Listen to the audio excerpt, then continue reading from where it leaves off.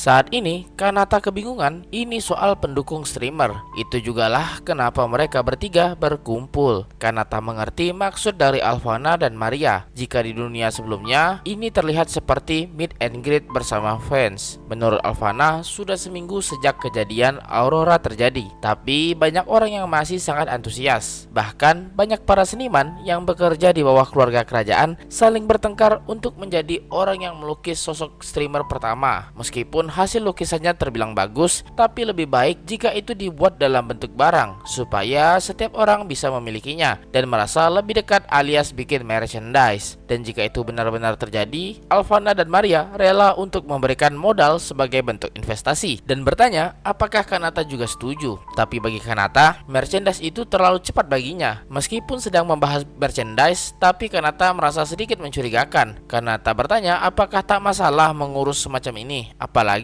soal posisi mereka yang sangat penting. Tapi bagi Maria dan Alphana, hal semacam ini tak akan mengganggu pekerjaan mereka. Dan menurut Alphana, cukup Kanata yang tahu soal bantuan Alphana dan Maria. Kanata menjadi sangat terharu karena selama di sekolah banyak orang yang menjauhinya. Dalam hatinya, Kanata merasa ingin menikahi mereka berdua. Saat itu, bisa dibilang nyawa Kanata terselamatkan seandainya ia benar-benar mengucapkan kalimat itu. Meski hanya bercanda, kemungkinan besar Alphana dan Maria akan lepas kendali dan menjadi semakin kuat, dan Kanata akan mengalami sesuatu yang mengerikan. Kanata menjadi penasaran barang apa yang akan dibuat untuk pertama kali. Maria juga ikut penasaran, tapi Alphana sepertinya memiliki sebuah ide dan membawa mereka ke patung Dewi, di mana di patung Dewi terdapat baju dengan sosok streamer. Itu membuat banyak orang heboh, dan sampai saat ini mereka masih belum menemukan siapa pelaku sebenarnya. Maria berkata kalau ia ingin punya baju itu, dan tanpa sadar hasratnya keluar. Tapi Maria langsung mengalihkan dan berkata kalau ini benar-benar tindakan yang tercela. Alphana juga setuju, tapi karena baju itu bergambar streamer, Alphana malah memaklumi tindakan tersebut dan membuat Kanata bertanya-tanya apakah gereja ini masih waras. Karena menurut Alphana, di gereja ini banyak fans dari streamer sama, dan tanpa sadar Alphana memudarkan sihir yang biasa ia gunakan dan membuat orang-orang sadar akan kehadiran Kanata. Banyak yang bertanya siapa sosok Kanata yang sampai ditemani oleh Maria dan Alphana. Maria dengan bercanda berkata kalau jangan-jangan sang Dewi sendiri yang memakai baju itu.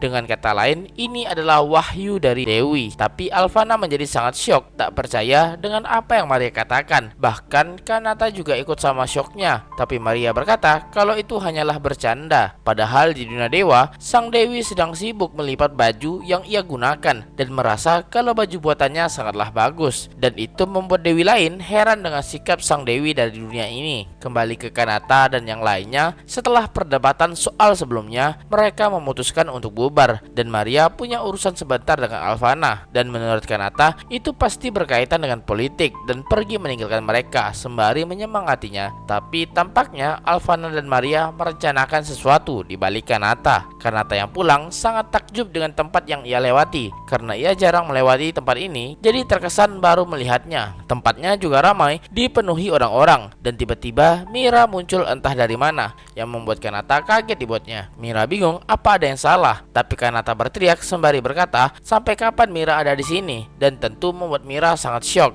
Kanata meminta Mira untuk segera pindah dari rumahnya. Mira hanya bisa menangis merengek di hadapan Kanata karena ia tak ingin jauh dari Kanata. Kanata senang karena Mira menjadi fansnya dan sangat menghargai Mira karena tak membocorkan identitasnya. Juga saat insiden sebelumnya, Mira selalu membantu Kanata, tapi menjadi stalker seperti sekarang sangatlah dilarang, dan Kanata membuang Mira layaknya seekor kucing. Mira tak punya pilihan lain selain mencari rumah di ibu kota. Mira memasang wajah sedih yang membuat Kanata merasa bersalah dan mencoba menahannya. Kanata pun berteriak untuk pergi ke tempat selanjutnya, tapi itu membuat Mira terharu karena ia bisa mendengar kalimat itu, kalimat yang biasa ia dengar di streamer. Yap, kalimat kita baca surat selanjutnya. Kanata kaget melihat sebuah bangunan yang tak asing baginya, dan itu adalah rumah bordil Veneti, tempat kerja Kana. Mira takjub meskipun masih siang, tapi banyak sekali orang yang datang, dan tiba-tiba Kana muncul entah dari mana, sembari berkata kalau kebanyakan pelanggan di sana merupakan para petualang yang baru pulang, juga para kesatria, dan itu hal yang biasa di ibu kota. Kanata menoleh ke arah orang yang berbicara dan kaget kalau itu adalah Kana. Kana menyapa Kanata dan Kana serta Mira saling bertatapan karena mereka sadar soal kedatangan mereka 6 hari lalu di tempat Kanata. Dan tiba-tiba mereka saling berkenalan satu sama lain yang membuat Kanata kaget. Tampaknya mereka langsung memahami situasi satu sama lain, tapi Kanata bingung apa yang sebenarnya mereka bicarakan. Mereka pun masuk ke dalam dan Kanata takjub dengan tampilan dari rumah bordil ini. Mira berpikir berapa banyak uang yang dihabiskan hanya untuk membangun tempat semegah ini. Dan tiba-tiba seorang koki datang mengantarkan makanan yang merupakan perintah dari Kana. Mira dan Kanata takjub dengan hidangan yang diberikan. Kanata merasa senang, apalagi menggunakan uang Kana hanya untuk mentraktirnya, karena itu mustahil dengan pendapatan